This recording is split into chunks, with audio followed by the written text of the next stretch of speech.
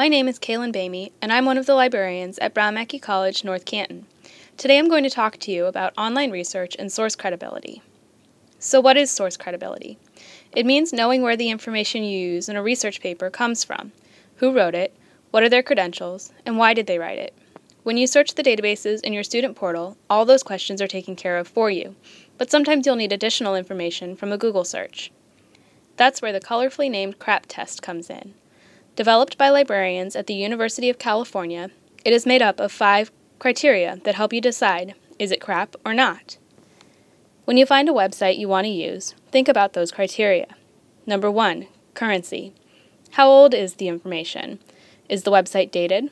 A good rule of thumb is to find information no older than 2 to 5 years. Number 2, relevance. Does the website relate to your topic, or is the information taken out of context?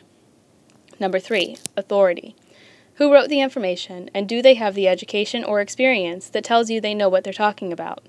Look for an author, about section, or at the very least, aim for websites with .org, .gov, or .edu URLs. Number 4, accuracy. Is the information cited, and is credit given to the original author, or is it simply put on the site without supporting facts and resources? Number 5, purpose. This is something to be aware of on the internet. Why is the information there? On the databases we talked about earlier, the articles are there for purely educational purposes. But on the internet, people might post things to make money or to push an agenda. Look for biased writing and a lot of advertising on sites like this. Now let's see the CRAAP test in action. We'll search for a biography of Sigmund Freud. On the search result page, you can quickly scan through and look for .org, .edu, and .gov results to start with. Wikipedia is a .org, but it's not a good resource for your paper because anyone can edit the articles and include whatever they want. Let's look at this webpage from the University of Tennessee. It's from a peer-reviewed encyclopedia, and the author and his credentials are listed at the bottom of the page. There are lots of outside sources cited, and it was last updated in 2010. It passes all 5 criteria in the CRAAP test, so this is probably a good resource.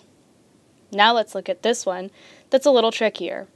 This webpage is from PBS and is provided for educational purposes, but it hasn't been updated since 1998, no specific author is listed, and there are no sources cited, so we don't know where the information came from. This isn't a very good resource. Now that you have the CRAAP test in your research tools arsenal, you can evaluate websites to decide what a credible source looks like.